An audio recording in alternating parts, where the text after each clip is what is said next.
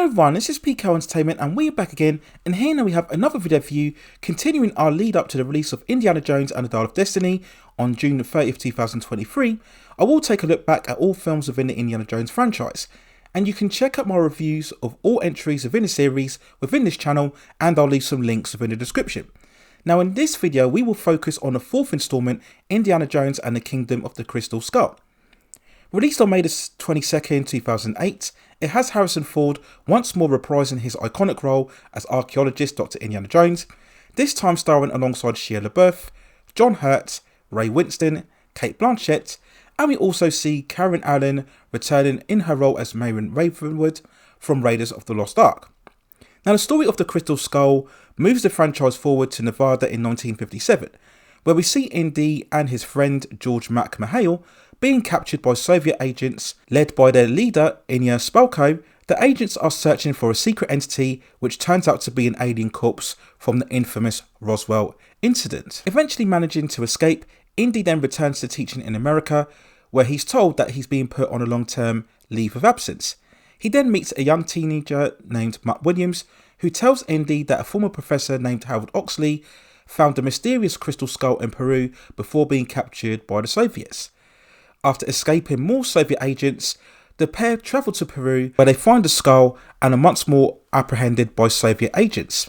During their capture, Indy is reunited once more with Marion Ravenwood, and after secrets of the past are revealed, Indy, alongside Mutt, Marion, Mac and Oxley, escape once more, and what follows is a frantic race to reach the mythical city of Akator, where the origins of the skull and the discovery of the secret of the powers will be revealed. Now when looking back at Crystal Skull, if I had to sum it up in a couple of words, it would overall be underwhelming, lackluster and ultimately a disappointment. Now is it an absolute disaster or the worst movie ever? No. Now coming from two perspectives here, we look at the first one with it being as a standalone movie, and in terms of that perspective it functions fine enough. The plot is easy to follow. You get a decent share of action. In terms of a product, it's finely crafted and you'd expect nothing less from master director Steven Spielberg. But there's nothing here to leave you truly excited or compel you to the story. The MacGuffin in terms of the Crystal Skull and that it relates to aliens just isn't that riveting of a concept. There's nothing really truly awe-inspiring or imaginative to maintain any hype or interest. If there is a biggest issue, it's the movie's over-reliance on digital effects and CGI. Now yes, there are certain genres such as sci-fi or fantasy where CGI is more warranted, but it isn't so much for a period action adventure piece such as Indiana Jones. And when CGI is used so obviously and regularly, it takes away that real physicality, that inverted sense of realism, which eventually takes away so much potential and suspense. And all of the action sequences throughout this film have gained so much notoriety, whether it's the infamous scene of Indy taking cover in the fridge within a bomb testing site and managing to survive a nuclear blast. We have the scene where we see hordes of crawling ants consuming soldiers as an overall effect of the skull taking place.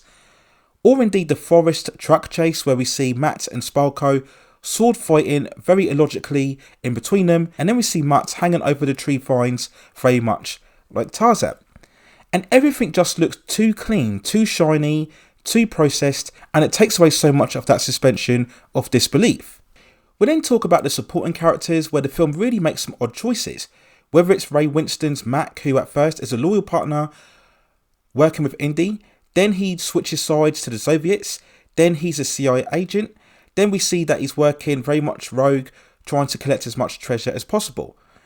John Hurt's Oxley spends the majority of the movie dazed and confused, very much a waste of a great actor, and I look at some of these characters and wonder if there was really any need for them being in the story. Now, it was a delight to see Karen Allen still showing the same sprite and energy and fire as what she did as Marion in Raiders, but her role here just feels added in there just for a bit more nostalgia more than anything else. Shia Boeuf is fine as Mutt, and there's decent chemistry between him and Ford, especially in the first half of the film, and I perhaps feel that the movie may have benefited by just keeping the dynamic between these two characters instead of expanding it with more other characters. We then talk about the second perspective of looking at this film, and we cannot avoid the eventual comparison to the previous three entries, which of course are Raiders of the Lost Ark, Temple of Doom and The Last Crusade. Very much large-scale adventures full of excitement, escapism and energy. For so long they encapsulated one of cinema's greatest ever trilogies, and Crystal Skull just pales in comparison, lacking what makes the previous films so special. And for me, this is what really compounded the feeling of disappointment. This is what I felt when seeing a movie at the cinema, and I felt it just as much when watching a movie again recently. Never minding the fact that a fourth Indiana Jones movie just wasn't needed, having this movie fail at what worked so well previously, that's the real low point when looking at this film. Now initially when this film was announced, my main concern was the aging Harrison Ford, who back then was 64 years old. But to be fair, he performs fine here. He carries himself physically enough to convince, and it's very important since the character of Indiana Jones is so reliant on his physicality. If there's any underperformance here, it's sadly from the original creators. Steven Spielberg and George Lucas are both here carrying out directing and writing duties, and sadly that's where the film really feels lackluster. In terms of its concept and staging of action, both creators are underperforming here, and they really have to take the major brunt of the responsibility as to how this film failed to deliver. Now for so long, Steven Spielberg and George Lucas were the pioneers of mainstream cinema and movie magic, especially from that great period from the mid-1970s all the way through to the mid-1980s, of which Indiana Jones, of course, was a massive part of. And perhaps Crystal Skull just represents the movie magicians finally running out of their spells.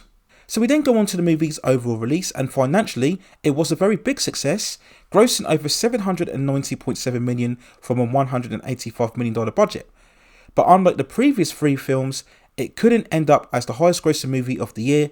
It had to settle for second place to The Dark Knight, which eventually grossed over $1 billion at the box office. Now the movie did receive a fairly positive response from critics.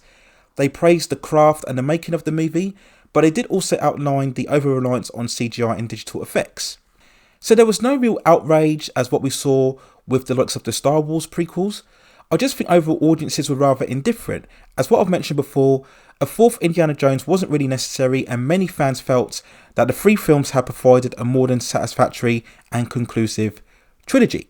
But of course, as standard with Hollywood studios, they really haven't learned a lesson, and that's why we will be shortly looking at the fifth installment, Indiana Jones and the Dial of Destiny, coming out on June 2023. And when I look back on Indiana Jones and the Kingdom of the Crystal Skull, once again, it's not a terrible movie. There have been far worse franchise continuations, and that's a standalone entry. You can watch it, have it play in the background perhaps, and not find it overly offensive. But at the same time, you won't really find it any interesting or exciting, and I think that's the overall biggest crime throughout the movie, regardless of whether it's part of an iconic franchise or not.